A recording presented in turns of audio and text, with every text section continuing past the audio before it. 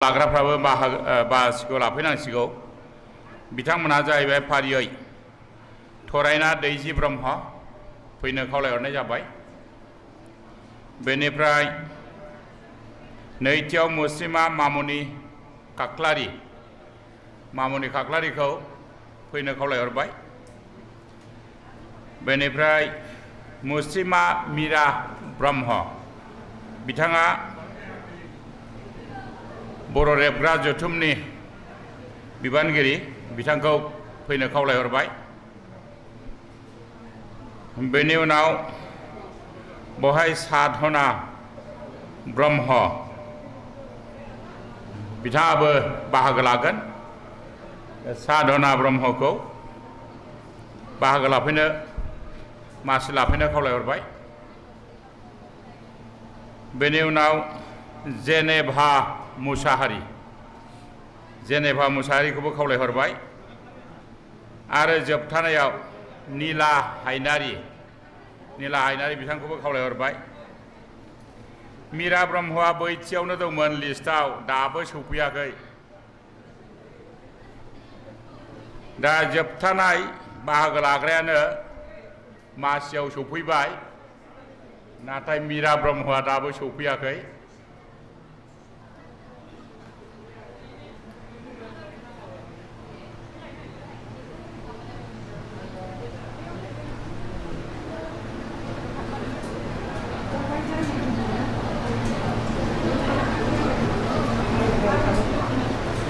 दे गासिबो जोंनि बाहागो लाग्राफ्राबो गावबागाव मासिखौ लाफैबाय।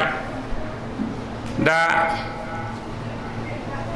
आंनि बिबाना जाहैबाय मानाव गेदेर मासिगिरि मेन'का दैमारि बिथांखौ आफादखौ सामलायनो खावलायनाय। दा बिथांखौ हाबाफारिखौ सामलायलांनो थाखाय खावलायनाय जाबाय।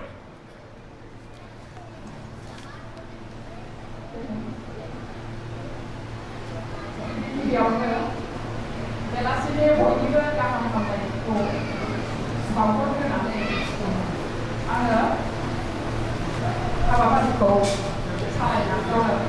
गिबियावनो आङो एनबिटि आरो रेबग्रा जथुमनि मावफुं सोद्रोमा गेदेमाफोर आरो नुजाथिफैनो हानाय थुनलाइ सिबियारि गासैनिसिमबो आंनि खुलुमनायखौ बावहरग्रोनाय थाबाय।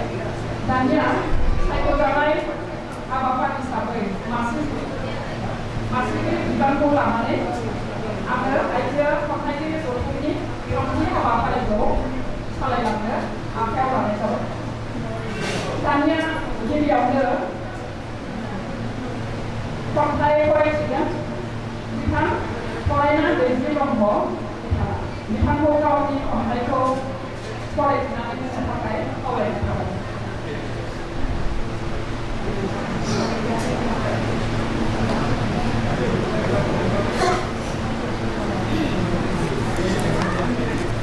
आंनि मुङा दैजि ब्रह्म। आं खन्थाइनि आवरायनो लादों। खन्थाइनि मुं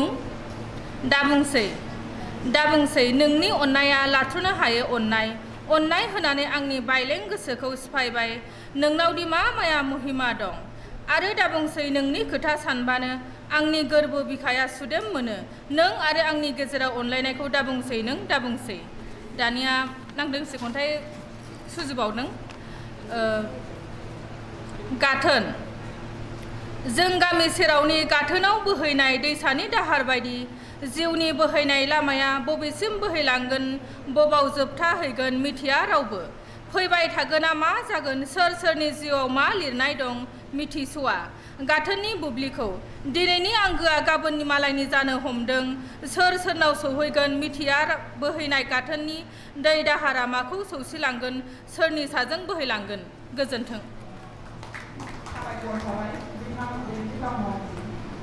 दानिया नैथि खन्थाइयाव फरायगोन मुस्रिमा मामुनि खाख्लारि बिथाङा गावनि खन्थाइखौ फरायफिनगोन।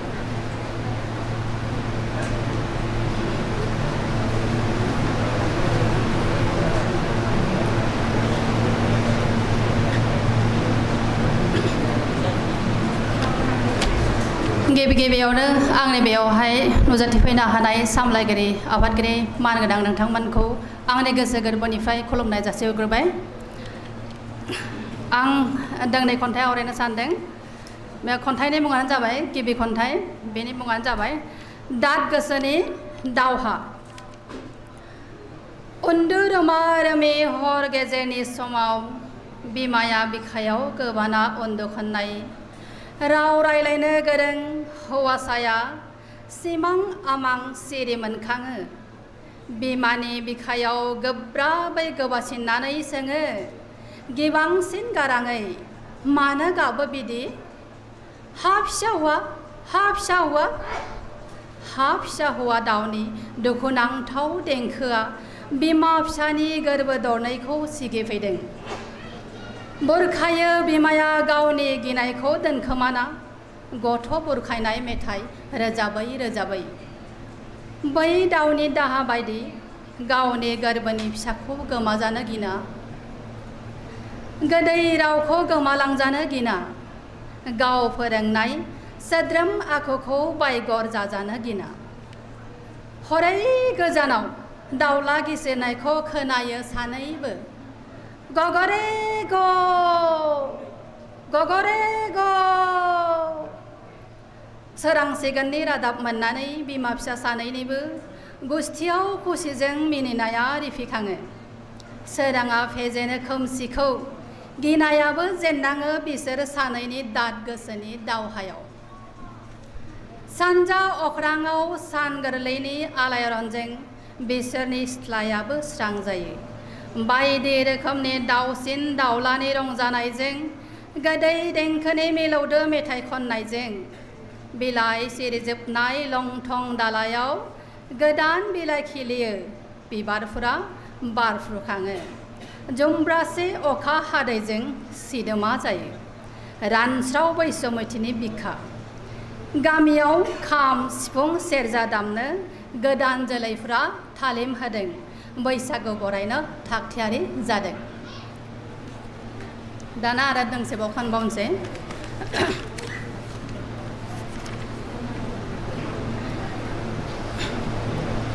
मेगननि नोजोरा बाय हाजार ओंथि, नोंनि नायखोमा नायखोमा नायनायखौ आं नुखोमादों, आंनि नुखोमानायखौ नोंबो नुखोमाबाय। मेगन जरानैया जखायसे जानायाव नोजोरखौ बोरैथिंबा फिदिंलांबाय। बुजिया बुजिया बुजिलायो सानैबो, बुंहां बुंहां बुंनोथ' जेबो हाया, बबे बिदिन्थायाव गसंहैयो। सिरि सिरि मेगननि नोजोरजों फैखोमानानै फोरमायो नोंनि गोरबोनि सानख'हायै बाय हाजार अननाय। इसारा गैयै दलर नायहरनायजों हाजार हाजार सोदोबनि ओंथि फोरमायखोमादों।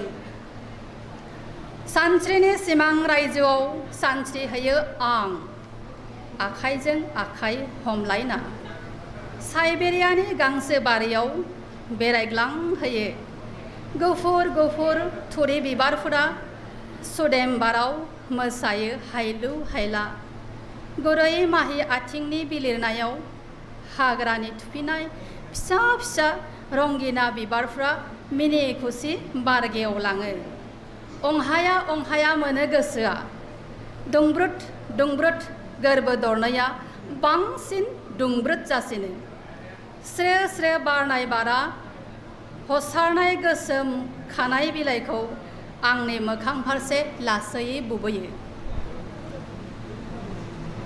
समायनासिन जायो बे बारानो नोंनि खानायखौबो सोमावलाङो, नोंबो महर गोसासिन जायो।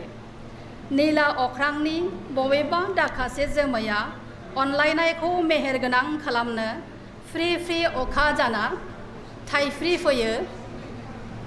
सानैबो सिग्लाबो खुगायाव राव गैयालासे, गोसोनि मोन्दांथिजोंनो सानैबो बेसे गोजान थाबायलाङो सिरि सिरि, जेबो गुमुर गैया। ओइ फाग्लि, माखौ नायखो नोङो? बे नोंनि गिबिसिन गोदैसिन रावा आंखौ मोगथाङाव लाबोफिनो। अब्ला नों मिनि मिनि आनज्रायलाङो लासै लासै लोगो मोनफिननायनि मिजिंजों नोंनि गोरबोखौ आंनि गोरबोनो गथायना। खन्थाइया जोब्बाय। गोजोन्थों। साबायखर थाबाय बिथां मामुनि खाख्लारिनिसिम गोथाव खन्थाइ खोनासंनायनि थाखाय। दानिया बे आवरायगोन मुस्लिमा बिरामोना बिथांनि खन्थाइखौ आवरायनो थाखाय खावलायनाय।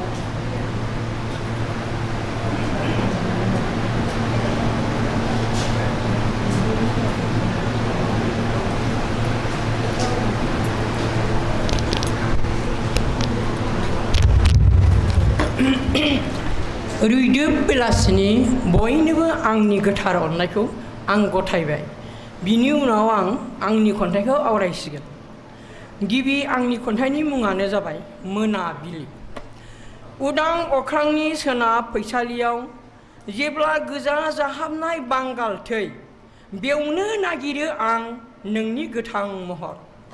बे समाव लावखारफ्रा मुखुब मोसौ होसननानै गलियाव मोसौ खानायनि, आरो मुखुबथार दाउमा दाउसा गावबा गावनि बासा फारसे हानजा हानजा। दान्दा होजानाय मोसौ बिमाया म' गाबसो गारदों गोदना दैखां दैखां गावनि मोसौ फिसाखौ नागिरबायनानै। मोनाबिलि। आंहाबोथ' दं गोसो थोनायनि आबुंसे गुथाल, नोंखौनो लामा नायनानै समायफ्लेहोनो मिथिंगा बिखाखौ आबुंसे गोसो थोनायनि मोन्थोरजों। अख्रांनि गुफुर गुफुर जोमैफोराबो आमाय जुमाय गेलेयो बायदि बायदि महर लानानै। बेनो बिसोरनि गुबै आखुथाय। थारै दङ, थारै नंगौ, बिसोरनावबो जौमोन दंथारो। बिनिखायनो जोनोम फ्रि फ्रि अखाया गुफुर गुफुर जोमैनि बिदैख्रि। मोनाबिलि। थार मुङा नोंना बेनोमार नामा? माथो बेखौनो बयबो गाबज्रिसो गारो।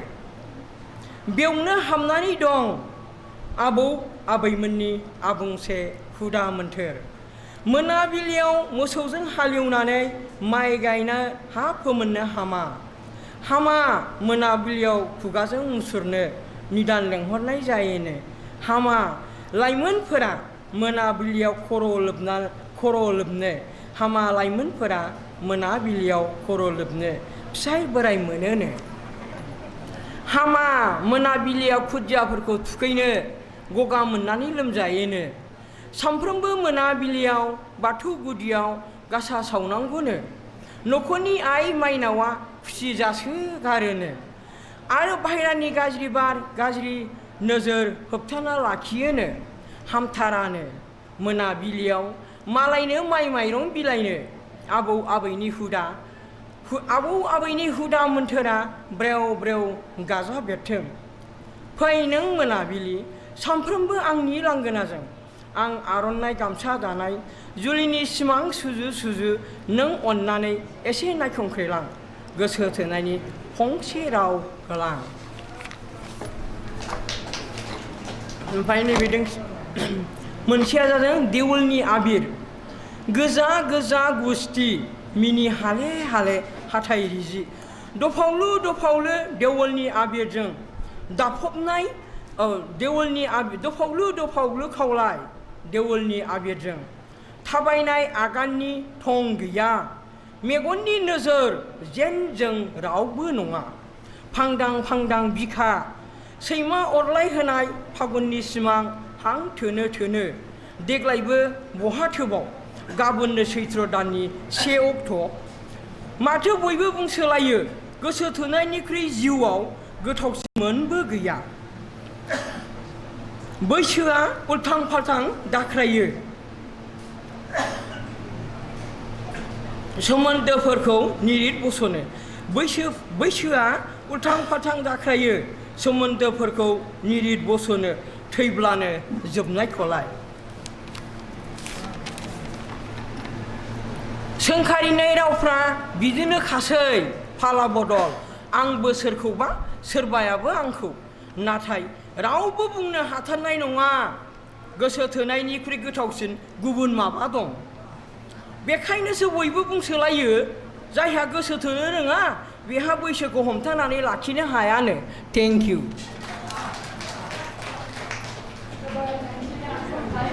साबायखर थाबाय बिथां गेरामाव आरो बिनि उनाव थांनाय फरायगोन सारना ब्रह्म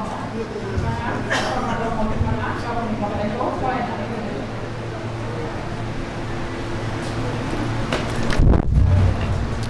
गिबि गिबियावनो बयनिसिमबो आंनि गोसो गोरबोनिफ्राय खुलुमनाय बावहरग्रोबाय। आंनि गिबि खन्थाइनि मुं आं खन्थाइ। आं खन्थाइ बेनि खुगा बैनि खुगा बोहैनाय आं दोंफा मेथाइ। बुहुमाव जोनोम मोनदोंमोन आं माब्ला मिथिया बहा। मिथिनो लुबैयो नामा नोंसोर आंनि थं? औ आंनि थं। आंनि थं बुंनो थाङोब्ला सुबुंनि गोरबोआवनो खिलिखांजेनदों आं। बेखायनो थायो आं सुबुंनि गोरबो गोरबो। दांनाय बिलिरनाय रेबगननि निजिरा बोहैनायजों देरबोबाय लावबोबाय आं बोथोर लायै बोथोर। गानहोयो जोमहोयो देलायहोयो सुबुङा आंखौ गावसोर जेरै समायना नुनाय बायदि।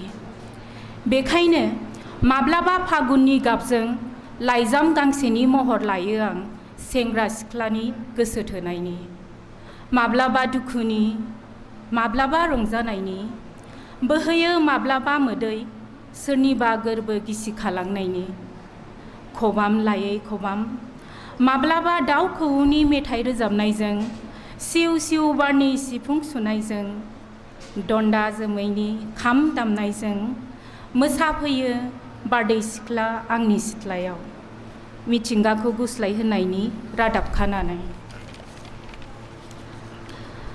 सोमखोर बिलाइ आरो रंगिना संगिना बिबार बेसोरथ' आंनिनो आंगो गहेना।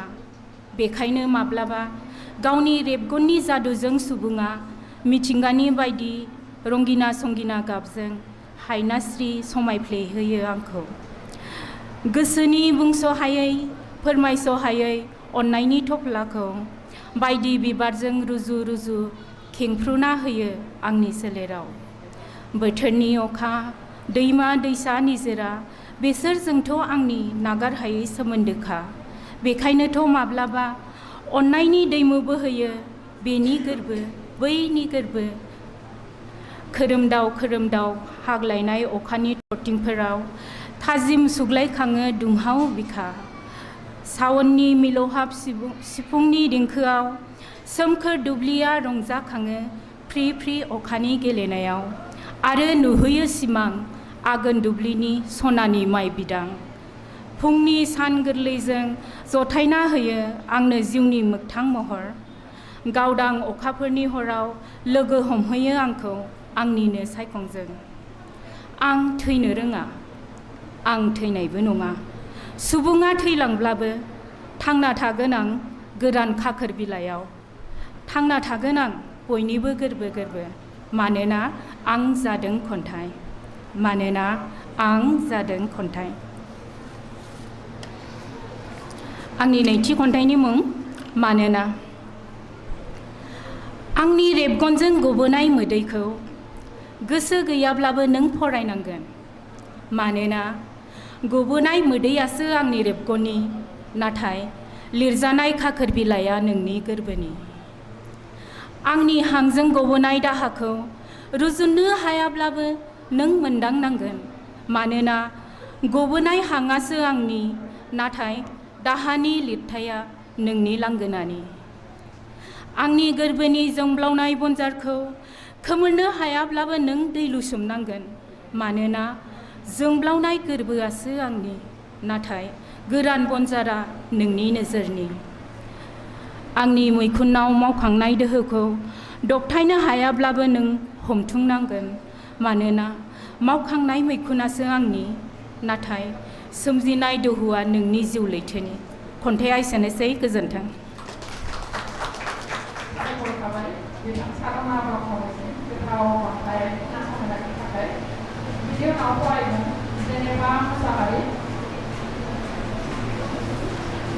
बिथाङा गावनि खन्थाइखौ फरायनो होसिगोन।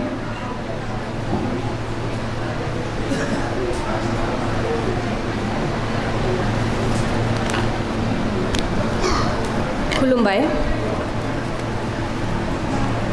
गिबि खन्थाइनि मुङा जाबाय अननायनि लिरथाय अननायनि लिरथाय बिमानि अननाया बेसेबां गोथौ बिखौ सखा सुनो हानाय नों सोर जाय बिमाया 9 दान गोरबोआव लानानै दुखु खस्थ' सहायदों बिनि गोरबोआव थानानैनो दिनै मुलुगखौ सिनायदों बिखौ सोंथि खालामनो नों सोर जोनोमनिफ्राय लानानै आथिङाव गसंजासिम अरायसम लोगोसे थाफानानै फिसा फिसा आसिफोराव हमनानै दिंदिंनो थाबायनो आरो जानो फोरोंबाय जाय आसिफोरा पेन्सिल हमनो उदायामोन बिखौबो हमहोना फिदिङै फिदिङै मुलुगाव मेगन गुनु सासे सुबुंनि दरखं मोखाङाव सौफैहोबाय बिमाया जाय बिखायाव नोंखौ बजबदों बे बिखाखौ जोखावना थेर बेथेर खालामदों हमदां आरो सान नों सोर दिनै फिसाय गैजायै सासे रान्दि बिमानि गोसो गोरबोआव गाबखांनाय बोराबनाय दुखु आरो मोदै गैयामोन नामा सुबुंफोरनि सै सै सहायनांनाया गोरलैमोन नामा खाफाल हावरिया बिमाया गावनि राहा गोथेनाय संसारखौ गिदिं गिदा फिदिं फिदिं जेथो गोनां खुन्दुंखौ स्र' खालामना सोरखियाव सानाय बादि लामा दिहुन दिहुन गावनि मेगन फैसारियाव गेलेबायनाय खुदियाफोरनि सिमां जाफुंहोनायाव नाजाथाबबायना गावनि नांगौफोरखौ फारसे खनायाव ज्राब दोनथ'नांबाय बेफोरनि फिथाइयाबो गेसाव जायोब्ला नुगोन नामा सोरबा रान्दि बिमानि गावलांनाय गोरबो बिखानि गोजा थै सोंलु खालामनो सोर आयै नों मेंबायना नोंहा माबाफोर गोनांथि जादों नामा आयै नाथाय हनै मा मैया मैया सोंलु नों मा होखो फिसानो नोंनि गोरबोआव फिसानि थाखाय अननाय दंमारोफा बेसे सोमोनांथाव आरो लाजिथाव मानसि माहारियाव बिब्दि सोंलु खालामग्रा आग्लाय बिग्लाय सुबुंफोरबो दं दानिया नैथि खन्थाइ मोनाबिलि समा दिनै दोखो दोखो सोगाबो उदां अखोरां सायाव बिरनायनि सिमां गावखौनो मुलुगाव सिनायथि होनायनि मिजिं बोसोना अराय गेदेमा सुबुंमोननि मिनिग्लाब मिनिग्लाब दुम दाखालाव लाजि फोनांबोनाय आइ आफा आबै आबौनि मोदै थरथिं थरथिं मोदै सानथ्र' हाया सुख' हाया बेसेबां बिबांमोन बेसेबां बुरजामोन जायखौ आं दिनै मोनाबिलि समाव आसि बिजौनि हांखोआव गले गले सानब्लाबो हिसाब मोना जारौ मारौ सान सिख्लाया गावनि रुंबां गोसोम खानायजों मुलुगखौ फेनलाना साग्लोबहोनो लादों दिनैसो मानोबा आंबो गिखांदों आं थारै आंखि सासे फोलौरिया लांसुनिया लाजि रोङै गावनि न'खर गावनि समाजनि सासे बेसेन गैयै सुबुं दिनैसो मानोबा गिखांदों आं थारै मोनाबिलि समा थुंगे मारोब्ला बेफोरनि हिसाबखौ आं सोरनो होनो सोर नाजावगोन नाथाय आइ ना आफा समा दिनै दोखो दोखो सोगाबो गोजोन्थों साबायखर थाबाय बिथां जेरेंगा मोसाहारिसिम जोबोद ओंथि गोनां खन्थाइ फरायना होनायनि थाखाय दानिया बिनि उनाव फरायगोन मीना हायनारि बिथाङा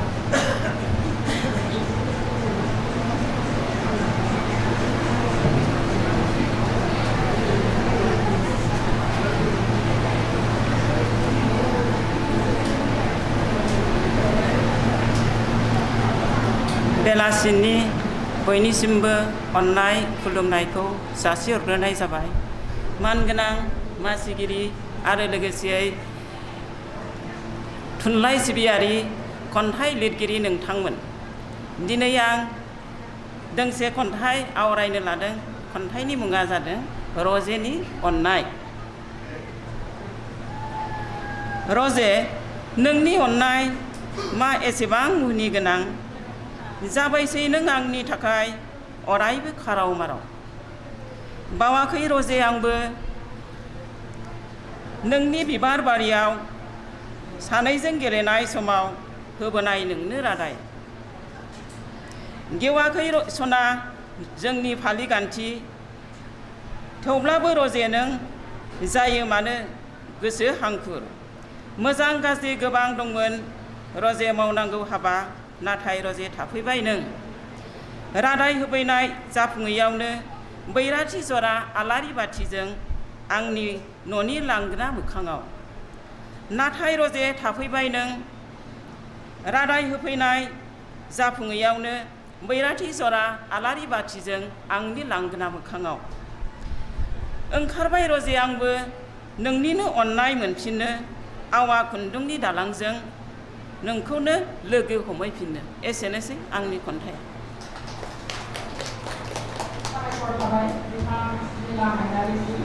गोथाव खन्थाइ आवरायनानै खोनासंनायनि थाखाय दानिया फैयै फैयै जोब्बायानो दानिया आंनि फाला जाबाय आङो दानिया आंनि खन्थाइखौ फरायग्रोनोसै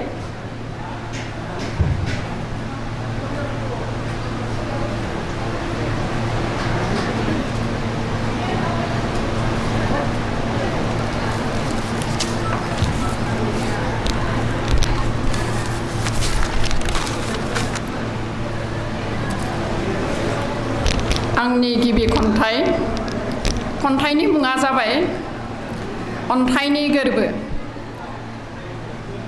अन्थाइनि गोरबोफोरा अरायसम फालांगि खालामो गावनि सुदेम सायख्लुमनि थाखाय बिसोरो गावनिखौल' सैथो सानो बिसोरो सान अखाफोरखौ नायनो हाया मानोना बिसोरदि सोरांखौ सहायनो हाया बिसोरनि खोमसि गोरबोआ नागिरथारो दों दों गंनाय बिफांखौ अन्थाइनि गोरबोफोरा अराय दिदोम अन्थाइनि गोरबोफोरा अराय दिदोम बिसोरनि सोलेरजों हाजारखि निजरा दैमा बोहैथों बिसोर सोलाय रोङा बिसोरो गुबुननि समायना सिमां आरो समायना नुथायखौ बेसेन होआ आरोबाव मेगनासो ज्रोम ज्रोम आलौवो मानोना बिसोर सानो उदां अख्राङाव बिरनायनि मोन्थाया गावसोर बायदि सोलो गोनांफोरनिल' गुबुनफोरा बुथुवा फुथुलाफोर बादिसो अन्थाइनि गोरबोफोरनाव बिख्लो गैया अन्थाइनि गोरबोफोरनाव बिख्लो गैया गुबुनखौ सान्स होनायनि बिसोरनि आखाइया खमफियो गुबुननो मुलाम्फानि खामानि मावब्ला बिसोरो सिनायो जिबौनि आथिंखौ आरो नोजोर होयो आखाइ आथिं गोलावफोरखौ बिसोरो उनदाहा खालाया हिर'शिमा आरो नागासाकिनि थाखाय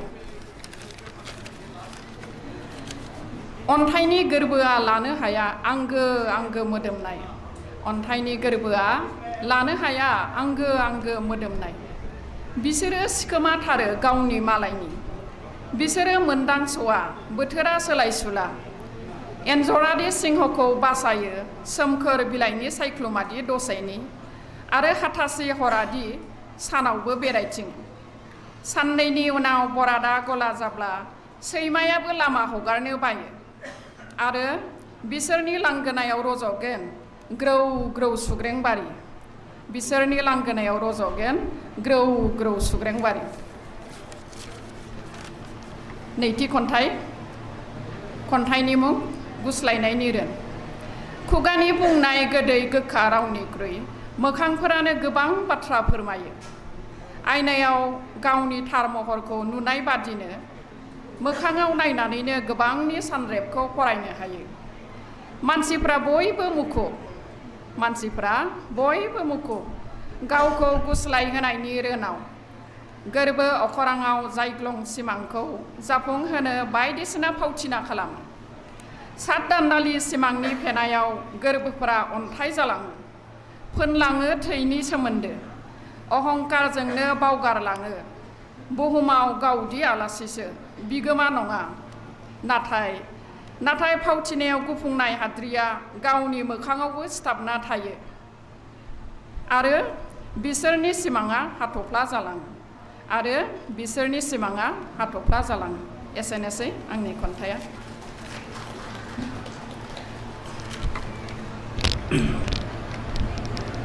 दानिया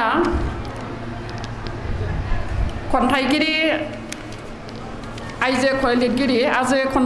खन्थाइ आवरायनायनि थामथि खोन्दोआ जोब्बायानो दानिया आङो फंनैसो बुंनो सानबाय आङो बेयाव गिबियावनो साबायखर होनांगोन दि एनबिटि आरो रेबग्रा जथुम्मा जोंनि बर' आइजोफोरखौबो बेवहाय बेबायदि आलादायै बाहागो लानो होलायनायनि थाखाय आरो बेवहाय बयबो एसेबां हेल्थि इयारजोंनो माने बयबो गोसो गोथारैनो खोनासंनानै आरो फरायगिरिफोराबो फरायहोनानै मदद खालामनायनि थाखाय आं बिनि थाखायबो साबायखर बावबाय आरो आं बयखौबो बुंनो सानोदि खन्थाइयाथ' बयनियाबो मोजां जाखादोंआनो सोरबाफोर साननो हागौ दे आंनि खन्थाइया जायाखै खोमा ओरै होननानै साननो हागौ नाथाय जाबाबो जायाबाबो बयबो खन्थाइखौ लिरबाय थानांगौ गावनि गोसोनि साननायखौ बेरखांहोनांगौ आरो बिदिनो लिरनायावनो गोबां खन्थाइ जायोबा बिजाब महर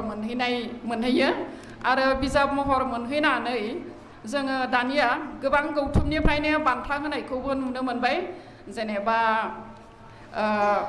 सेन्ट्रेल बर' साहित्य सभा आरो बा रेबग्रा जथुमनिफ्राय आरो गुबुन गुबुन गौथुमनिफ्राय बान्था लानायखौबो जोङो नुनो मोनबाय गतिके बेफोर बान्थाफोरखौबो मोननो हाहैथों आरो बान्था मोननायजों लोगोसे जोंनि बर' थुनलाइनि बाख्रिखौबो एसे बुंहोनो हाथों होननानै आङो सानो गतिके बयबो लिरथों आरो जोङो उननि समफ्रावबो बेबायदिनो बाहागो लानो हाथों आरो आङो दानिया बारा बुंनो सानला बेखिनिखौनो बुंनानै आंनि बुंनायखौ एसेयावनो फोजोबबाय आरो जोबथि आइजो खन्थाइ जथुमखौबो एसेयावनो फोजोबबाय होननानै आङो फोसावनाय जाबाय।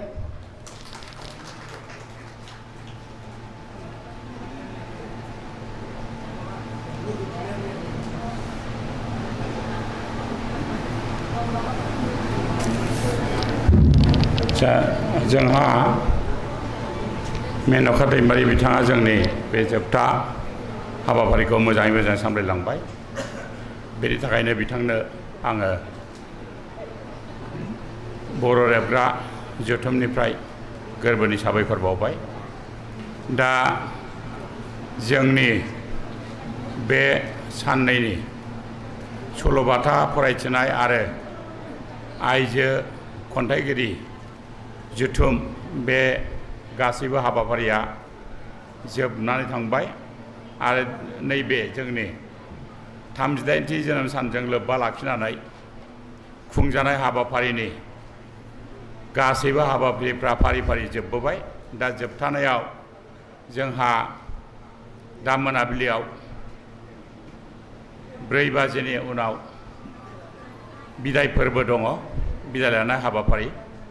दा बे बिदाय फोरबोनि आगु जिहेतु जोंहा माखासे सम उफ्रा दङ बेखायनो बे उफ्रा समाव जोङो माखासे नैबे हाबाफारिफ्राव बाहागो लानो खाबु मोनै खन्थाइगिरिफोर एबा लिरगिरिफोर बिथांमोनहा बाहागो लानो थाखाय खाबु जानायनि नैबे उफ्रा समाव जोङो खन्थाइ फरायनाय एबा गुबुन लिरबिदां फरायथिनाय बे हाबाफारिखौ लाखिनो सानदों।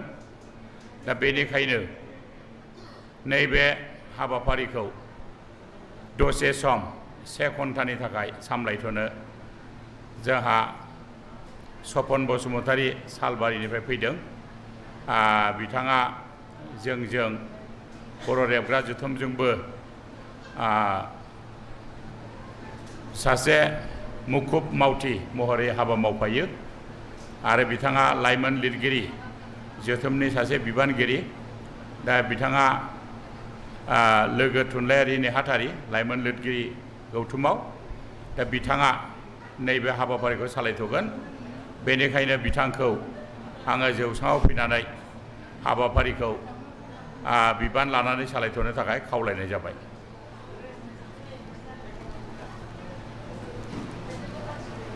दे सपन बसुमतारी बिथाङा सालायसिगोन।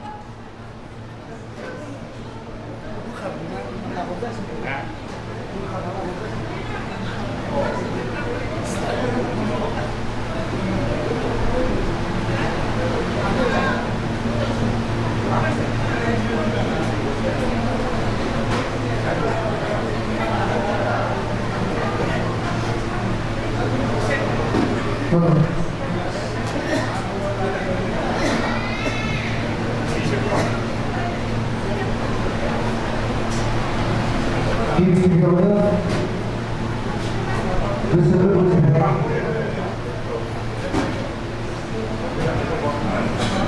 बेलासिनि गाहाम हामलायनाय जासिहरबाय। नैबे समाव नैबे एक्सट्रा सम बा उफेरा समखौ होनानै एक्सट्रायै खन्थाइ आवरायनाय हाबाफारि लानायाव आंखौ सामलायनो दोनथ'नायलाय आं गोसो गोरबोजों बरायनानै लाबाय। बेनि थाखाय आङो बर' रेबग्रा जथुमनो साबायखर जासिबाय। दा बेखौसो आं खावलायहरो सोरबाफोर गोसो गुदुं जानानै खन्थाइ आवरायनो गोसो दंब्ला बिथांमोनाबो बाहागो लाफानो हागोन। गिबियावनो दा आङो लिंहरनो सानदों गवालपारानिफ्राय फैनाय बिरखां दैमारि बिथांखौ गावनि बेसेन गोसा खन्थाइखौ आवरायना होफैनो थाखाय गुरै खावलायहरबाय।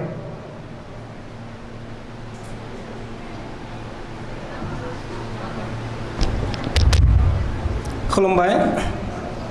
खन्थाइनि मुं फागुननि बरायनायाव बैसागि सिख्ला। जागायबाय। फागुननि बरायनायाव बैसागि सिख्ला हनै फागुना बिदाय लाबाय बिफां लाइफांफोरखौ सोमखे महर होबाय सोमलि बिबारखौबो सिरि होबाय थांनोसै समाव रायदावलांबाय। हनै फागुना बिदाय लाबाय बिफां लाइफांफोरखौ सोमखे महर होबाय सोमलि बिबारखौबो सिरि होबाय थांनोसै समाव रायदावलांबाय। हाद्रि बालाफोरा बुखार जाबाय फिसा हौवा दावा दालाय नागिरबाय मिथिंगायाव जावरिसे अखानि गोनांथि जाबाय बैसागि सिख्लाखौ रायदाव हरबाय। हाद्रि बालाफोरा बुखार जाबाय फिसा हौवा दावा दालाय नागिरबाय मिथिंगायाव जावरिसे अखानि गोनांथि जाबाय बैसागि सिख्लाखौ रायदाव हरबाय। गुस्थिया बालाहामानि महर लाबाय दैमा दैसायाबो रानज्रिंलांबाय एम्बु गंगाङानो जावरिसे अखानि गोनांथि जाबाय जोलैनि थाखाय अख्रां नायदावनांबाय। गुस्थिया बालाहामानि महर लाबाय दैमा दैसायाबो रानज्रिंलांबाय एम्बु गंगांनो जावरिसे अखानि गोनांथि जाबाय जोलैनि थाखाय अख्रां नायदावनो नांबाय। फागुनानो बैसागि सिख्लाखौ बरायहरबाय जावरिसे अखाजों बारदै सिख्ला फैफाबाय आबादथिलिया दैबाना महर लाबाय बिफां दालाया गोरलै बिथ' खिलिबाय। फागुनानो बैसागि सिख्लाखौ बरायहरबाय जावरिसे अखाजों बारदै सिख्ला फैफाबाय आबादथिलिया दैबाना महर लाबाय बिफां दालाया गोरलै बिथ' खिलिबाय।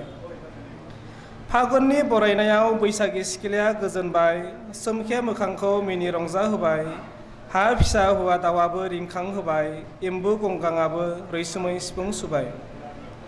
फागुननि बरायनायाव बैसागि सिख्लाया गोजोनबाय सोमखे मोखांखौ मिनि रंजा होबाय हा फिसा हौवा दावाबो रिंखां होबाय एम्बु गंगाङाबो रैसुमै सिफुं सुबाय। गोजोन्थों।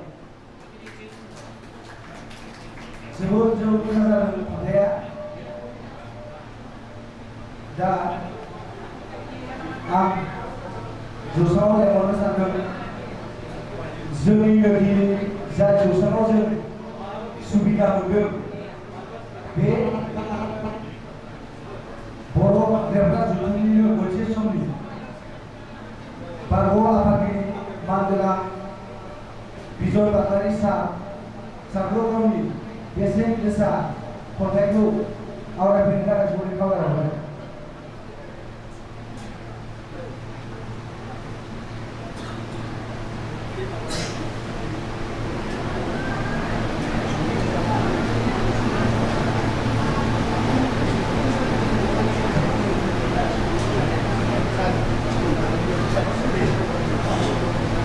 सारखौ गावनि बेसेन गोसा खन्थाइखौ जोंनि सिगाङाव आवरायनो थाखाय गुरै खावलायहरबाय।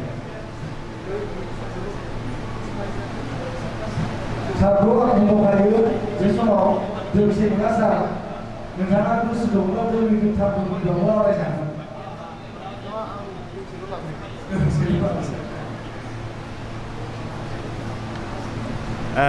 मानगोनां आफादगिरि साबायखर बावबाय नोंथांनो आरो ओमफ्राय बयखौबो खुलुमबाय दा आं खन्थाइखौथ' बारा लिरनो हाया आखाइया गुसुथार आंना दा थेवबो दाखालि बावैसो अनजुलि बसुमतारी बिथाङा खावलायहरनानै दोंसे खन्थाइ लादोंमोन आरो आंनिफ्राय दा बे खन्थाइखौनो फरायनो सानदां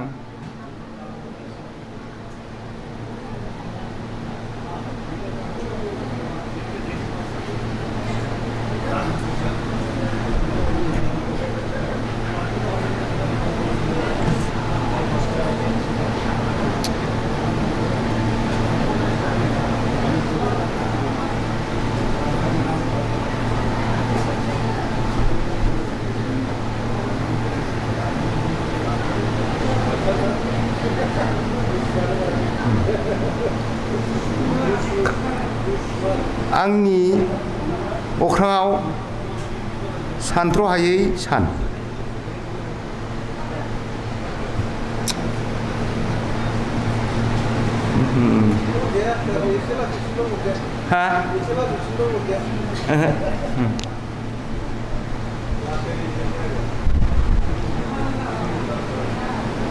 आंनि अख्राङाव सानथ्र'हायै सान खायसे गोजा खायसे गोमो गाबनि खायसे गोथां गाबनि खायसे फान्थाव गाबनि आरो खायसे गुफुर गाबनि खायसे मिक्स कालारनि सानफोरहा गाव गावनि राव हारिमु आरो धोरोम दं बांसिन सानानो गोजों नङा मोनफा मोननैयाल' गोजों सानफोरा गोमोरलाङो खायसे आरो गोदान नुजाफैयो खायसे सानफोरा सोमावसारो मोनफा मोननै साननि बेरेखायै दावहाबो जायो बिसोरनि गेजेराव मोनसे समावनो सोरबा फुंनि सान सोरबा सानसुनि एबा बेलासिनि सान आरो सोरबा बेलाराम सोरबाबा मोनाबिलिनि सान सोरबा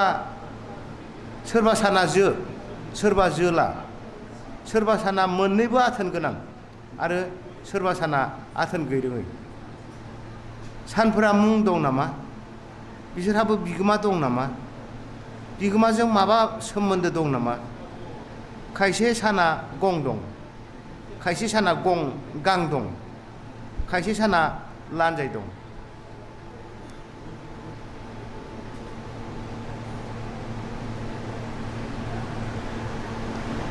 खायसे सानहा गासिबो दं गां लान्जाय गं खायसेया लावमुरा जेबोआनो गैजा रोङा खायसे साना अर दंना सोरां दंना बुजि मोना आंनि सानाबो गोमोरहांनो नागिरदों मोनाबिलिनि गोरबोआव थाखुमानो नागिरदों दा आंबा मा खालामनांगौ जाखो सोरबा खिन्थानाय मोनबा एसेनोसै दा बेयाव सानहा लान्जाय दं होननायफ्रा सानहा गं दं होननायफ्रा बे माने ट्रेडिसनेल माबा आरो प्रपार्टि साननि लान्जाया साननि उननि आथाल साननि गंफ्रा साननि माबा बेफोरबायदि माबा मामि आरो जोब्बाय आच्चा गोजोन्थों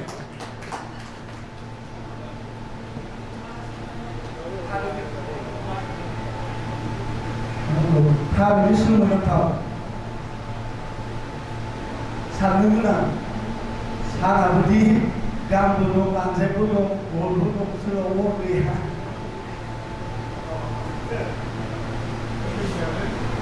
सानैसिम गावनि बेसेन गोसा खन्थाइखौ जोंनि सिगाङाव आवरायनानै होनायनि थाखाय साबायखर हरबाय दा जोंनि गेजेराव दंफैयो गुबुन रावनि दोंसे खन्थाइ रायलायगोन बिथाङा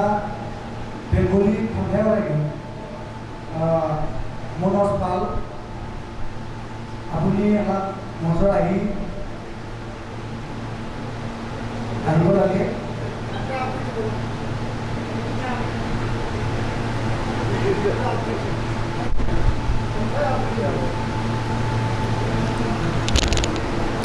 Good evening, everybody. Actually, please forgive me that in this Bodo poetry session, I would like to share one of my poem in Bengali, and after that, I will recite it in English also, so that you can understand it well proper. And thank you, Shankardev Goyari sir, for giving me opportunity to share this self-composed poem. And it is about Shiri. Shiri means stair, okay?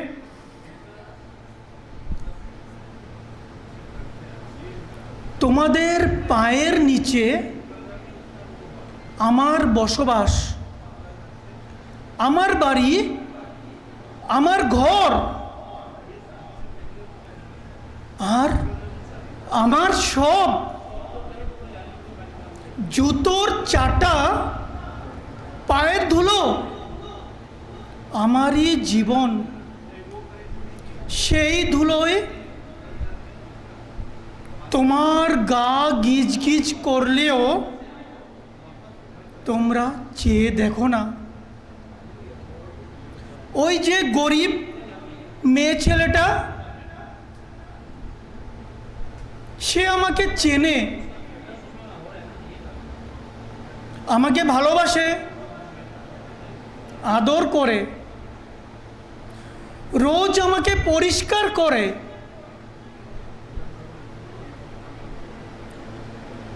স্নান করিয়ে দেয়, আমার বুকে সর্বশরীরে ভর দিয়ে যখন তোমরা এগিয়ে যাও, তবু আমি নির্বাক, কারণ দেওয়ালের সাথে সেটে দিয়ে তোমরা আমার মুখ বন্ধ করে দিয়েছ। কত যে ক্ষত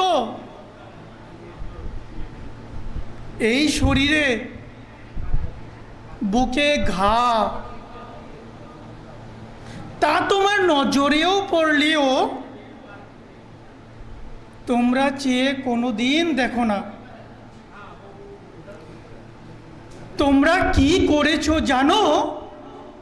তোমরা কার্পেট দিয়ে আমার মুখ সেটে দিয়েছ। তখন পৃথিবী আমার চোখে অন্ধকার,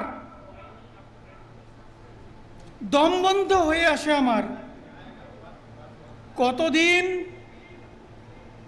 আর কতদিন, একদিন আমি নিজস্বে ভেঙে পড়ে আঘাত করব তোমাদেরই শরীরে, কারণ আমি শিরি, আমি শিরি, আমি Siri. Now I would like to translate this in English. Actually, I did not translate it earlier, but whatever, just to make you understand about the theme of the poem, which have been written in Bengali earlier. Shiri means stair. Stair means shiri, you know, in the buildings. I am living under your footsteps. My home, my house, and my everything. Footsteps, dust of shoes is my life. And I know it makes me allergic, but you didn't ever seen. That's the maid, do you know? She knows me well. You know why? Every day she adores me, she loves me, she makes me bath. You know, weeping, that is. In my chest, I have lots of scars. And I know you go upward to your destination by stepping over my chest. But I keep my mouth shut up, silent. 'Cause you made my destination blocked by setting it to the wall. Even I would like to cry, I like to shout, but you didn't ever see this. But don't worry, I would like that one day I will break down and will hit your smooth body. Thank you. Thank you so much. बिथांनिसिम साबायखर थाबाय दा जोंनि जेसेबां फैनांगौ सुमित्रा बसुमतारी चिरां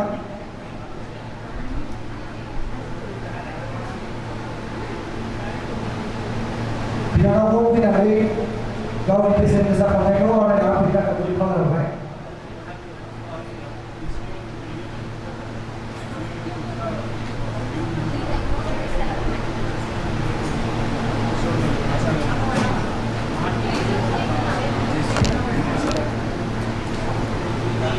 बयनिसिमबो बेलासिनि गोजोन हामलायनाय बावहरबाय।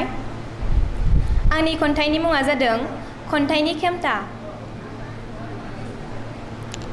सान हरनि गेजेरावबो थाब्रोमनानै सान्दुं अखा बारखौबो थाजिमै हान्थिनानै गोसो होथाब होथाब देहान खालामना गुफुर लेखा बिलाइयाव रेबनाय खन्थाइनि राव सोर नेवसिगारनो हायो बिनि मोनस'हायै खन्थाइनि हांख्रायनाय।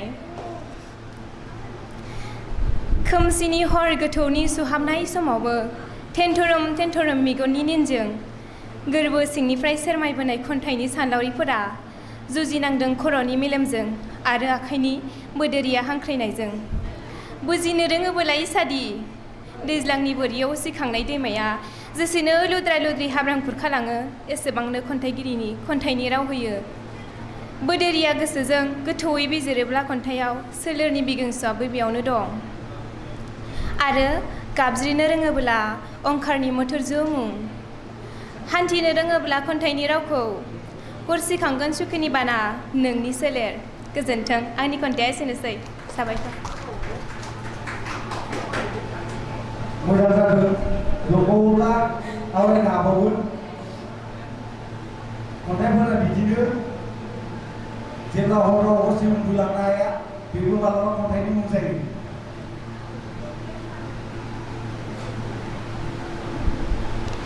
आरो फिन दोंसे खन्थाइ फरायबावनो आखायाव लाबाय। खन्थाइनि मुङा जादों आं गावखौनो मुखुबथि खालामनो नाजादों। आं गावखौनो मुखुबथि खालामनो नाजादों। रिउ रिउ हान्थिनानै मेंरुनाय देहायाबो दा जुगाम खुलि नागिरबायो बे फैलाव बुहुमाव। रिउ रिउ हान्थिनानै मेंरुनाय देहायाबो दा जुगाम खुलि नागिरबायो बे फैलाव बुहुमाव। गोरबोनि हास्थायनाय फिसा फिसा मिजिंफोराबो मोगथां महर मोननो आथुरसै। आं दिनै हास्थाया आंनि हां गैयै सोलेरनि बिगेंसु माब्लाबा फैथों। आं दिनै हास्थाया आंनि हां गैयै सोलेरनि बिगेंसु माब्लाबा फैथों।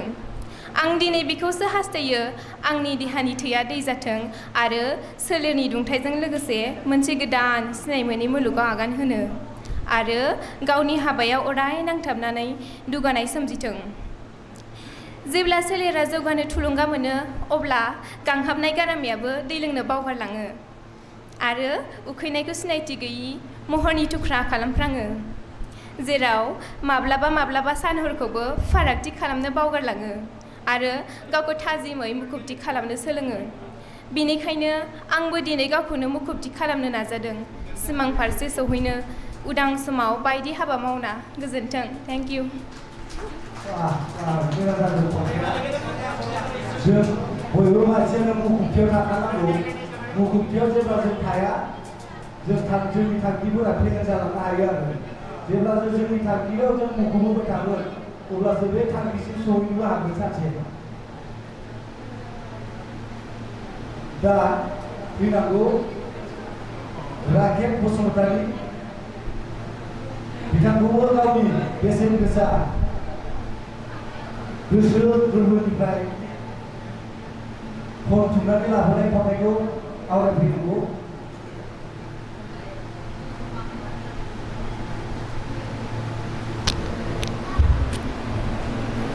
गिबियावनो बेलासिनि साफ्रोमसिमबो गाहाम हामलायनाय बावहरबाय। खावलायगिरिया हांख्रायनाय बायदि आङो दोंसे गुसुं गिबि खन्थाइ फरायथिनो सिगांबाय। खन्थाइनि मुं लावगिनि मिजिं। खारसुमै समनि बाबेनबोनाय सानफोरा मोनफा मोनफा सावमु जानानै थाबाय गोरबो इन्जुराव। खारसुमै समजों लोरबां आथिङा खारफानो हायियाव। लावगिनि दबायाव मिजिंनि गय खान्दि सानजौफु बाबेननानै देदेरहां बुब्लियाव बिफां सायायाव जिरायनानै जानो लानाय रुइदोब बार बिरनायजों मोदोमलाङो लामा लामा। मिनिस्लु गावदां मोखाङाव सोमखे जोमैनि आन्दो आन्दो। खुसिनि ना दुखुनि ना मनालिसानि मिनिनाय मिथिया। मिथिनोबो नाजाया रावबो राव खारसुमै समनि बाबेनबोनाय जिउखौ। अब्लाबो लावगिया खारसुमै समनि आन्दो आन्दो दिसकाटा सुजु सुजु